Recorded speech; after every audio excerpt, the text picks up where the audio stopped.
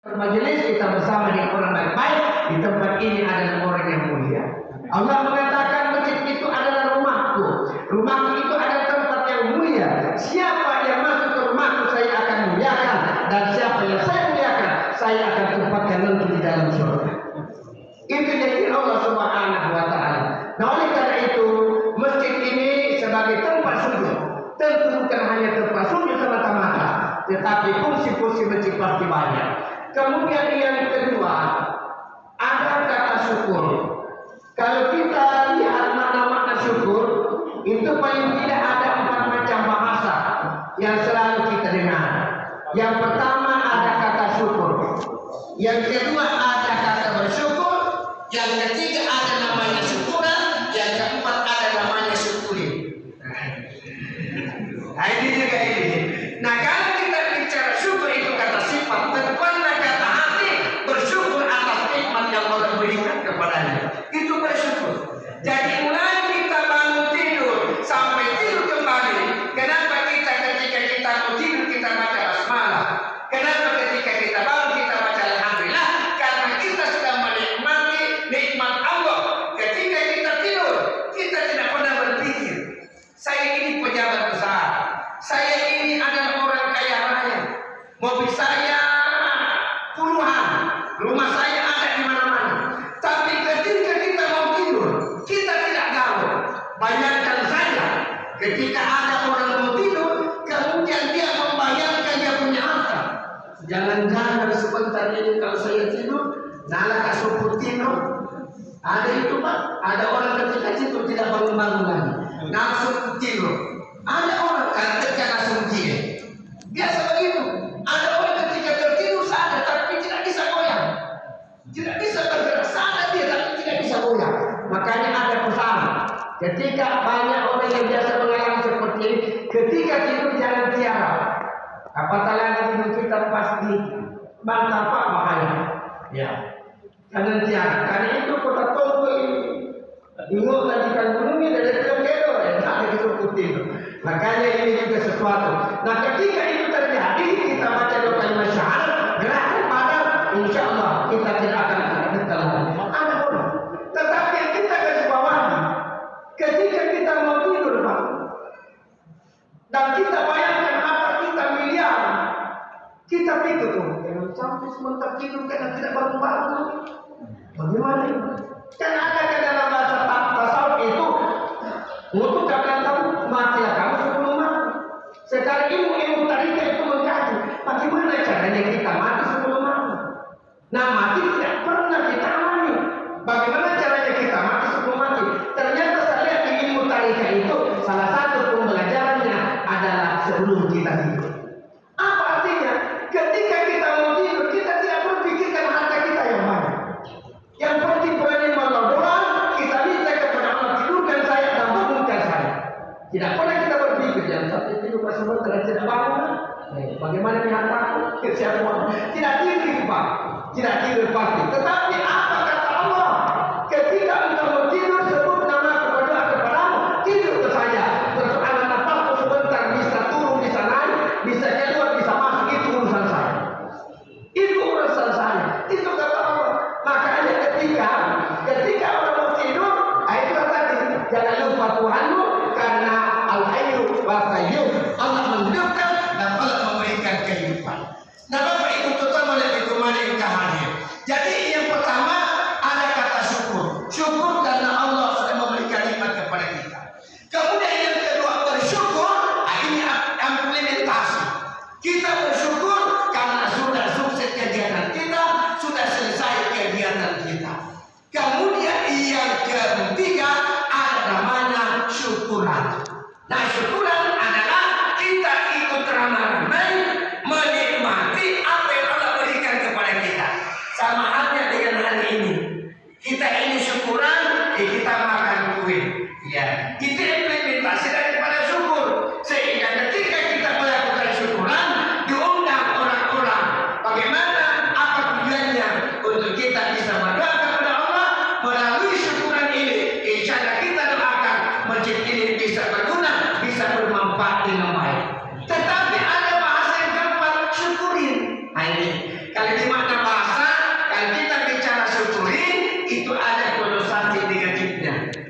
Sebab ketika ada orang dapat celaka, syukurin. Itu kata perbuatan kamu. Jadi ada bahasa yang sesungguhnya implementasinya agak berbeda. Nah, Bapak Ibu terutama lebih kemanika hadir. Dalam hadis Nabi bersyukur kepada Allah itu ada 3 tingkat.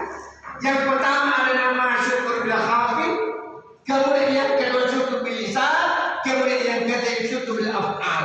Ada orang bersyukur dengan hati. Bantuan ada ketika dia mendengarkan informasi. Oh, tetangga lulus di tempat ini. Anaknya yang di luar sana, alhamdulillah terima bekerja. Suara hati mengatakan alhamdulillah, syukur itu pengerasaan. Itu namanya syukur bil qalbi. Kita bersyukur dengan suara hati. Kemudian yang kedua ada namanya syukur bil lisan. Ada orang bersyukur dengan lidah. Kapan itu? Ketika ada memberikan sesuatu kepada kita. Contoh misalnya ketika pengurus masjid diberikan sumbangan, infak oleh orang kaya, oleh siapa orang dermawan untuk bangun masjid. Ketika dia menerima itu, maka ucapkan alhamdulillahirabbil alamin. Segala puji bagi Allah Tuhan semesta alam. Itu yang dikatakan syukur lisan. Harus ucapkan itu. Mengapa harus ada syukur lisan? Karena itu bentuk terima kasih kita kepada Allah. Masjid ini terbangun, rezekinya sampai kepada kita melalui saudara-saudara kita, melalui pimpinan-pimpinan kita, melalui orang-orang kaya kita, melalui para al-aghnia, orang-orang kaya yang ada di sekitar kita. Itulah sehingga ada namanya syukur bil lisan. Kemudian yang ketiga ada namanya syukur bil af'al. Bagaimana syukur bil af'al? Setelah ada masjid ini, maka caranya bersyukuri adalah memanfaatkan. Kalau kita bicara tentang kesuksesan, ada 2 yang tidak bisa terpisahkan. Dan ini selalu menjadi ucapan kita. Ada istilah wabillahi taufiq wal hidayah. Ada istilah itu. Apa perbedaan dan apa kaitannya taufiq wal hidayah? Di sini ulama kita memberikan gambaran bagaimana kedudukan taufik dan bagaimana kedudukan hidayah. Contoh, ketika seorang pekerja kasar di awalnya berniat untuk mendapatkan rumah yang besar, maka untuk membangun rumah yang besar ini mereka harus menabung uang, taruh macilengan sampai dia mendapatkan uang. Nah, setelah uangnya cukup, dia sudah RAB-nya sekian pembeli semen, sekian pembeli batu, pasir dan seterusnya. Maka setelah uang itu mencukupi, dibelikan bahan, dibangunlah rumah itu, dan setelah rumah itu jadi, ditempati rumah itu dinikmati. Ini namanya orang itu mendapatkan taufik. Jadi taufik artinya kesesuaian keinginan manusia dengan izin Allah Subhanahu wa taala.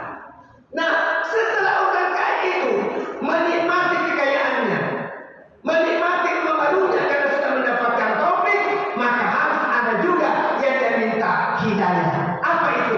Setelah dia menikmati kekayaannya masih ada, maka dia harus mohon kepada Allah Subhanahu wa taala supaya dengan hidayah Allah harta yang mereka miliki dia bisa infakkan. Orang berinfak itu tidak akan jadi apabila tidak ada hidayah dari Allah. Makanya orang kaya dengan usahanya berarti mendapatkan taufik. Tapi ketika dia jadi orang kaya dan menjadi orang dermawan, berarti orang itu mendapatkan hidayah. Jadi insya Allah orang kaya mendapatkan hidayah, maka dia akan menjadi orang yang dermawan. Nah, oleh karena itu ikhwan muslimin Bapak yang kami muliakan, sehingga bagaimana kita memanfaatkan setelah kita melakukan syukuran, maka kita akan kembalikan bagaimana fungsi-fungsi masjid kita. Oleh karena itu kalau kita melihat bagaimana fungsi zaman Nabi sampai zaman modern, itu paling tidak ada 4 hal yang akan menjadi cakupannya. Yang pertama, masjid ini tempatnya adalah sujud di hadapan Allah Subhanahu wa taala.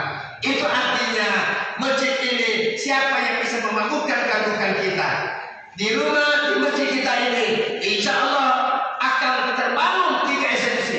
Yang pertama akan terbangun idaranya, kemudian akan terbangun imaranya, kemudian yang ketiga akan terbangun namanya imaranya. Jadi ayat idarah imarah. Idaranya seperti yang saya pakai ketua nanti, bahwa harus ada kantornya, harus ada fasilitas yang mendukung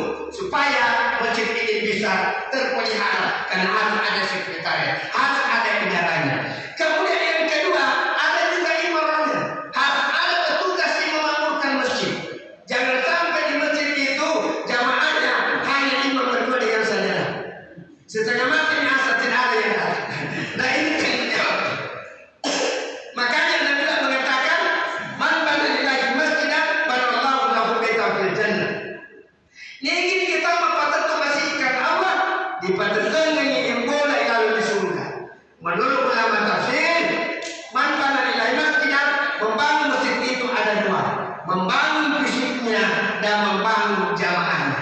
Nah, oleh karena itu, bagaimana supaya jamaahnya bisa banyak, imanannya ramai dan sebagainya, itu tentu di faktor idaranya yang menentukan faktor fasilitas yang ada. Kemudian yang ketiga, ada juga unsur imanannya, yaitu kebersihannya. Luar biasa Pak, kita kan sudah biasa melakukan perjalanan kemana-mana. Kadang ada orang nanti saja di masjid kalau mau kecil, tapi ada juga tidak bisa kecil karena WC-nya bau sekali. Nah ini juga di mana faktor kebersihan juga sangat menentukan. Sehingga bagaimana upaya kita dengan kehadiran masjid ini sebagai al-fatah, insya Allah masjid ini terbuka untuk siapa saja untuk datang di masjid menenangkan perasaannya. Karena hanya dengan demikian insya Allah masjid yang kita bangun kurang lebih 3 M ini insya Allah akan berberkah, semuanya akan berjalan dengan baik, tentu dengan kerjasama pemerintah dan kita semua jamaah. Oleh karena itu Bapak Ibu yang saya hormati, dari sekian banyak fungsi ibadah, kemudian yang kedua adalah fungsi pendidikan. Seperti disampaikan oleh Bapak Bupati tadi, bahwa kita jadikan tempat ini sebagai tempat taklim untuk belajar. Saya Kementerian Agama Pak, setiap kecamatan itu ada penyuluh. Ya ada juga saya ada di Buatika di belakang, ada penyuluh kita di sini dan penyuluh yang lain dan yang lain. Itu insya Allah itu akan siap memberikan bimbingan. Jangan masih menganggap kita ini sunyi dari suara-suara mengaji seperti yang disampaikan oleh Bapak Bupati. Apatah lagi insya Allah Bapak KUA dia juga sebagai Kari. Ya beliau ini seangkatan dengan saya, sama-sama perjabatan, selalu sama-sama saya bertanding dengan tinggi. Cuma suaranya lebih bagus daripada saya. Ya karena saya sudah serak-serak masa juga seperti suaranya. Nah Bapak Ibu terutama itu kembali ke hadir. Jadi masjid ini ke depan fungsi pertama adalah ibadah. Apalagi rumah kita rapat, mudah-mudahan dia lebih senang salah di masjid daripada rumahnya. Kemudian yang kedua adalah fungsi taklim pendidikan. Inilah yang harus kita lakukan sehingga insya Allah di masjid ini mutlak harus ada TPA. Ya harus ada TPA. Bisa TPA-nya anak-anak laki-laki maupun perempuan, ada TPA-nya yang bagi lansia yang belum bagus bacaannya. Saya kira ini tempat yang sangat strategis. Kemudian yang ketiga, tentu kalau kita lihat fungsi masjid, di sini juga ada tempat musyawarah untuk menyelesaikan masalah-masalah. Banyak masalah yang kita hadapi luar biasa, Bapak Ibu. Kalau kita lihat di media massa luar biasa, penculikan anak di mana-mana kita lihat, menjual organ tubuhnya anak-anak sangat luar biasa. Kita baca dari baru ini Makassar luar biasa Pak. Ya rata-rata yang melakukan itu remaja juga. Ketika ditanya untuk apa itu ternyata melalui media. Karena ketika organ tubuhnya orang itu jual mendapatkan uang yang miliaran. Ini juga tantangan luar biasa. Tapi alhamdulillah kita bersyukur di Timur ini belum pernah ada informasi seperti itu. Itu artinya masih aman-aman. Tapi kalau di kota besar sangat luar biasa. Kemudian yang terakhir tentu kepada ibu bapak saya bahwa salah satu tujuan masjid ini dibangun tentu bagaimana supaya generasi kita memiliki karakter yang sempurna. Kita sebagai orang tua tentu generasi yang kita harapkan nantinya menjadi generasi yang baik-baik. Apa yang dihadapi anak kita sekarang berbeda 2 tahun yang lalu. Ali mengatakan Ali ma'ulana rupaina kumukhalikuna zaman yang beri zaman itu. Didiklah anakmu sedemikian rupa karena anakmu dipersiapkan untuk menghadapi zaman yang berbeda dengan zamanmu. Nah ini tantangan kita sebagai orang tua, apa yang harus kita lakukan supaya anak tak sopan santun kepada kita. Jangan sampai karena kelalaian kita, anak kita masuk dulu di SMA, dia sudah melawan orang tuanya. Saya biasa pesankan di mana-mana termasuk di Makassar. Ketika anakku hadir semua di masjid, saya ceramah tadi, saya pesankan jamaah. Bilang kalau ada anak masih kecil, sudah ada tanda-tanda dia mau melawan orang tuanya, bunuh memang. Bunuh memang. Ya jamaah pasti kaget, bahaya ini hamil.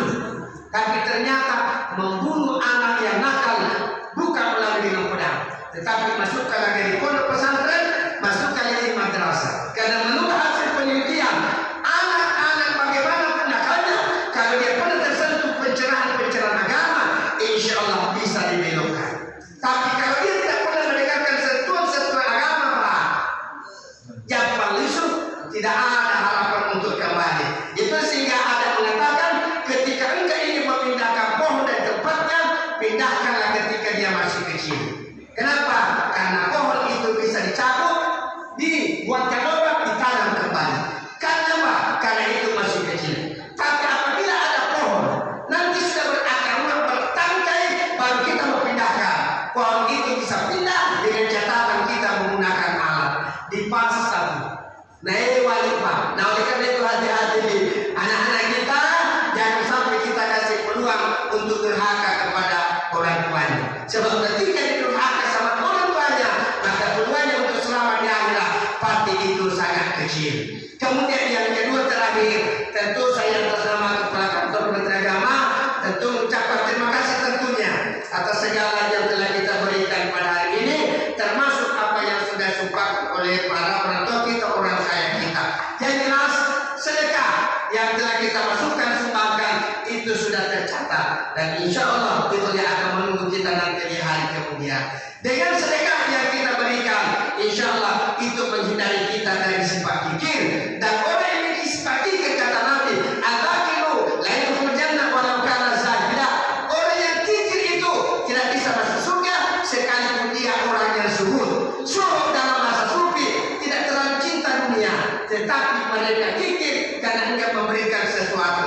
Nah oleh karena itulah sehingga salah satu pembuka untuk mendapatkan surganya Allah adalah sifat kedermawanan kita. Mungkin selama ini banyak kita berikan tapi tidak kita catat-catat, tapi itu sudah dicatat oleh Allah Subhanahu wa taala. Pada saat kita sudah mengeluarkan uang, maka malaikat memberi pesan kepada malaikat yang lain. Si A memberikan bantuan di masjid, dicatat itu, sampaikan ke Lauhul Mahfuz, sampai di atas suruh catat itu. Ternyata di akhir hayat nanti ketika si fulan akan meninggal dunia, semua catatan-catatannya itu dihadirkan. Dan itulah yang mempermudah perjalanan kita untuk menuju Allah Subhanahu wa taala. Semoga apa yang telah diberikan pimpinan kita, Bapak Bupati dengan kebijakannya untuk pembinaan agama di Papua Timur, insya Allah semoga menjadi amal jariah. Dan kepada semuanya yang telah disebutkan Pak Ketua tadi, Pak Haji kita tadi yang telah memberikan segalanya di masjid ini, insya Allah itu akan menjadikan kuburannya roda pembinaan jannah, taman dari taman-taman surga, insya Allah. Semoga bermanfaat yang sempat saya sampaikan. Saya kirim Allah